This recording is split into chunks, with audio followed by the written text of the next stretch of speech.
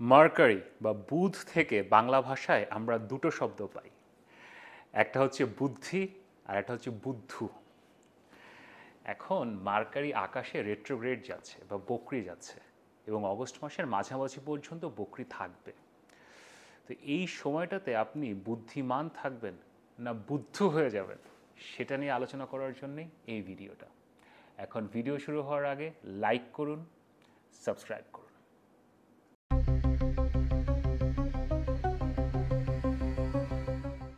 অন্যান্য গ্রহ নিয়ে যখন আমি রেট্রোগ্রেড ভিডিও বানাই তখন আসলে প্রত্যেকটি রাশি এবং লগ্ন নিয়ে আলাদা আলাদা করে বলি, কিন্তু মার্কারি রেট্রোগ্রেড একটা খুবই ইন্টারেস্টিং জিনিস। এটার কিছু কমন ফেনোমেনা আছে, কিছু কমন গুণাবলী যেটা আসলে সবাইকে এফেক্ট করে, সবাইকে ইম্প্যাক্ট করে।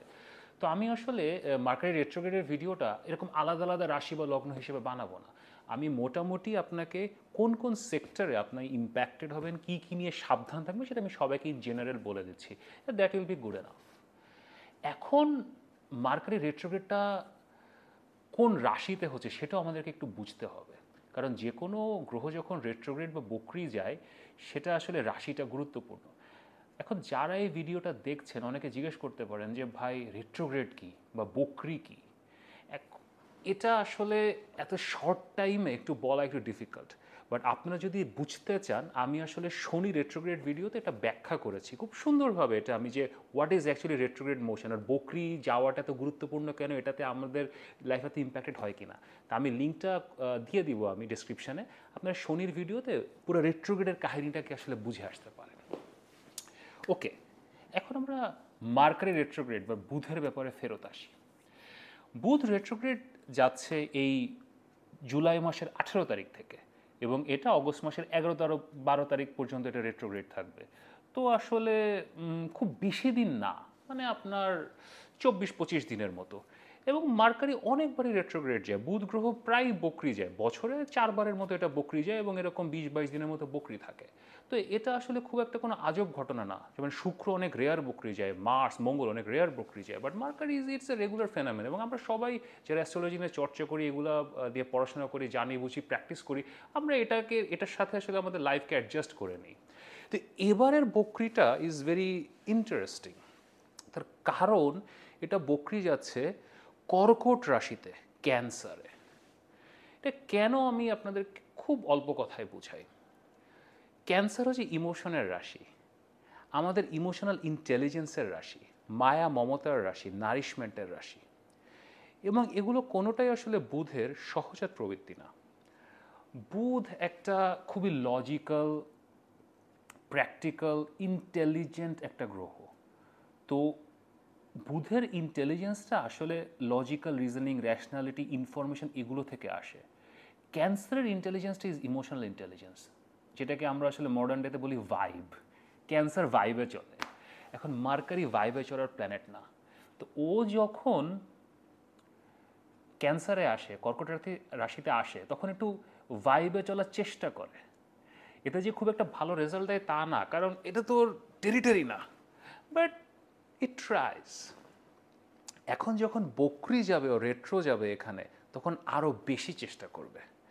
তো বুধ গ্রহের বকরি যাওয়ার সময় যে সমস্যাগুলো হয়, সে সমস্যাগুলো আসলে প্রকট ধারণ করার কিছু সম্ভাবনা আছে। সাধারণত অ্যাস্ট্রোলজার হিসাবে আমি মার্কারি রেট্রোগ্রেডকে এত গুরুত্ব দিই না, কারণ এটা কয়দিন পর পরই রেট্রো যায় এবং ইটস ওকে, উই আন্ডারস্ট্যান্ড। কিন্তু এই রেট্রোটা ইজ ইন্টারেস্টিং অ্যান্ড খুবই গুরুত্বপূর্ণ, কারণ ক্যান্সারে মার্কারি রেট্রোগ্রেড হচ্ছে, it can create weird scenarios. তো এখন আমি আপনাদেরকে বলি কোন কোন বিষয়ে সাবধানতা অবলম্বন করবেন। সবার আগে বলি ডিসিশন মেকিং। ডিসিশন মেকিং নিয়ে সমস্যায় পড়বেন। ইন জেনারেল যখনই মার্কারি রেট্রোগ্রেড যায় আমরা বলি নতুন কোনো ডিসিশন নিয়েন না। এই 20-25 দিন don't take any new decisions, আগে যা নিয়েছেন সেগুলোকে কন্টিনিউ করেন এবং এটা শেষ হয়ে যাক, এরপরে আপনার মার্কারি যখন স্ট্রেট যাবে তখন আমরা নতুন করে সিদ্ধান্ত নিয়ে নেব।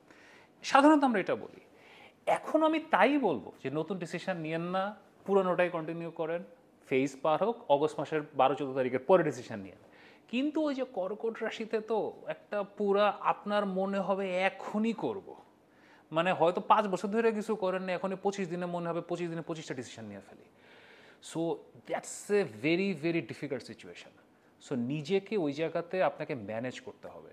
don't take new decisions.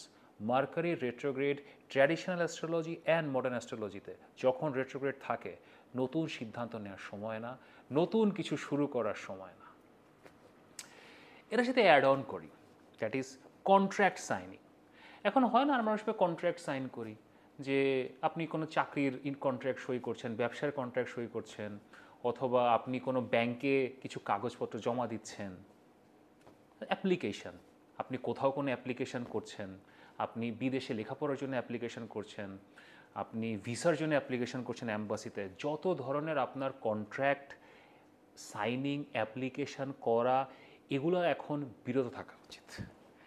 Mercury রেট্রোগ্রেডে আমরা সচরাচর যেটা বলি যে এ সময় যে কাগজপত্র সই করা হয়, সেই কাগজপত্রগুলো আসলে আবার আমাদেরকে জীবনে রিডু করতে হয়। That is the mean of Mercury retrograde. তো এই 20-25 দিন এগুলো না করাই ভালো, পারলে অ্যাভয়েড করবেন। বাট ওই ক্যান্সারে তো আপনাকে সৃষ্টিকর্তা ওই জায়গায় নিয়ে যাবে, মনে হবে করতেই হয়, করতেই হবে। এখন আপনাদের যদি মনে হয় যে করতেই হচ্ছে, আমি নিজেও ব্যবসা বাণিজ্য করি, সো আই নো এটা তো আসলে বন্ধ রাখা যায় না, তো হয়তো করতে হবে। এবং সেটা যদি করেন, তাহলে একটা টিপ দেই আপনাদেরকে, একটা এক্সিট স্ট্র্যাটেজি অথবা একটা রিডু স্ট্র্যাটেজি মাথায় রেখে করবেন। এটা কি ফাইনাল হিসেবে চিন্তা করবেন না, ভাববেন না এখানেই সব কিছু শেষ হয়ে গেল। ওই স্ট্র্যাটেজিটা মাথায় রেখে কন্ট্রাক্ট সাইনিং, অ্যাপ্লিকেশান, এগুলো আসলে প্ল্যান করবেন। ওকে, নাও পরীক্ষা দেয়া, এটা আসলে একটা খুবই গুরুত্বপূর্ণ বিষয়। এখন অনেক ছাত্রছাত্রী ভাই বোন আছেন যাদের পরীক্ষার ডেট তো আসলে আপনি ফিক্স করেন না। আপনি যে ইনস্টিটিউটে পড়াশোনা করেন তারা আপনাকে আপনার ডেট ফিক্স করে দেয়, আপনি ওই দিন যে পরীক্ষা দেন। কিন্তু আপনার পক্ষে যদি সম্ভব হয়, অনেক সময় অনেকে পরীক্ষা দেন না, কোনো একটা কম্পিউটারের পরীক্ষা অথবা কোনো অনেকে ল্যাঙ্গুয়েজের পরীক্ষা দেয়, টোফেল পরীক্ষা দেয়, আইএলটিএস পরীক্ষা দেয়, এগুলো এসএটি দেয়। এগুলাতে আপনি যদি ডেটটা চুজ করতে চান, ডোন্ট চুজ ডেটস রাইট নাও।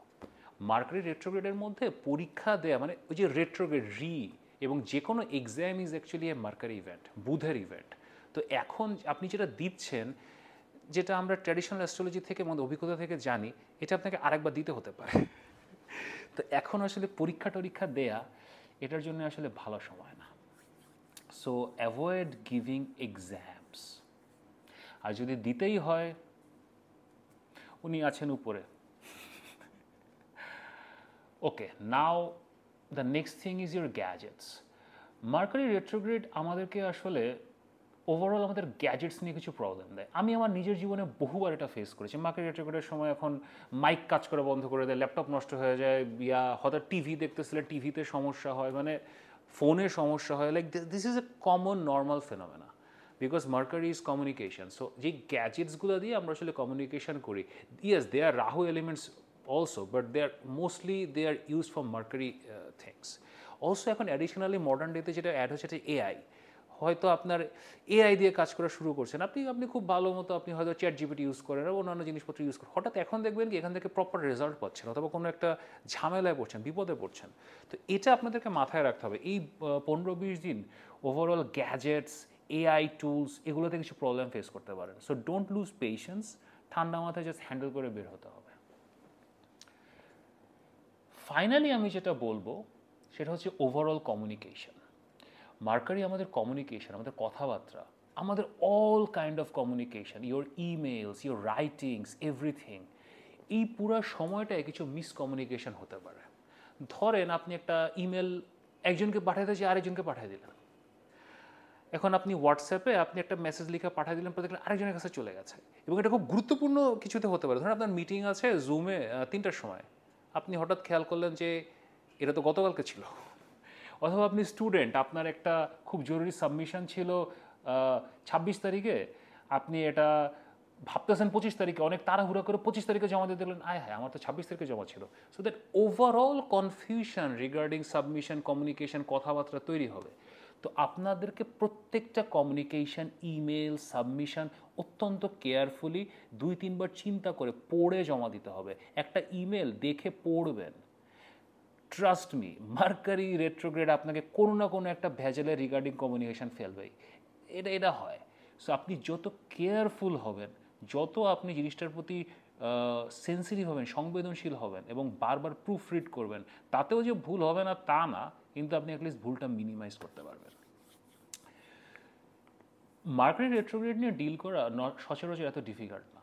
এই যে এগুলো বললাম, দিজ আর দ্য মেন কি ফ্যাক্টরস, এগুলো আসলে আপনি একটু খেয়াল রাখলে এগুলো আসলে ইউ ক্যান ম্যানেজ। কিন্তু এবার মার্কেট রেট্রোগ্রেডে এই অগস্ট মাসের 10-12 তারিখ পর্যন্ত এর সাথে একটা স্ট্রং ইমোশন জড়িত হয়েছে। আপনি এই যে কাজগুলো আমি বললাম যে কন্ট্যাক্ট করবেন না অথবা কমিউনিকেশন, এগুলোর সাথে না স্ট্রং ইমোশনস চলে আসবে। আমি শেষ করার আগে আপনাদেরকে একটা ছোট্ট এক্সাম্পল দিই, তাহলে আপনারা খুব ভালো মতো বুঝতে পারবেন। ধরেন আপনি ব্যবসা করেন, তা আপনি একজনের সাথে কাজ করেন, ব্যবসা করেন, এখন আপনি তার সাথে কাজটা করতে চাচ্ছেন না, অথবা আপনি তার সাথে কাজটা করছেন কিন্তু আপনি আসলে জিনিসটা আস্তে আস্তে শেষ করার দিকে নিয়ে যেতে চাচ্ছেন, কিন্তু রিলেশনটা কর্ডিয়াল রাখতে চাচ্ছেন। এটাও হয় যে আমি ভাই আপনার সাথে ব্যবসা করবো না, but we will remain friends. এখন এটা স্ট্রংলি ইমোশনাল একটা বিষয় হয়ে যাবে। আপনি ওনার সাথে কাজ শেষ করতে যে আপনি চিৎকার চেঁচামেচি করে ফেলতে পারেন, আপনি মিসবিহেভ করে ফেলতে পারেন, এবং আপনি এমন কিছু করে ফেলতে পারেন যাতে আপনার আমও যাবে, ছালাও যাবে। কারণ ওই যে ক্যান্সার রাশিতে ওই যে emotion, vibes, strong emotional outburst. So please be very careful. Mercury আপনার জীবনের যেই জিনিসগুলোকে কন্ট্রোল করে, যেই জিনিসগুলোকে ইম্প্যাক্ট করে, আমি তো বললাম, এই ব্যাপারগুলো নিয়ে র্যাশনাল এবং ঠান্ডা মাথায় চিন্তা করে ডিসিশন নেবেন। মাত্র 20 থেকে 25 দিন সময়, এমনি শনি বক্রি আছে আকাশে, সো এবং মার্স এবং কেতু এখনও একসাথে আছে। সো ভলাটাইল কিছু কর্মকাণ্ড হয়ে যাওয়ার সম্ভাবনা আছে। B very careful.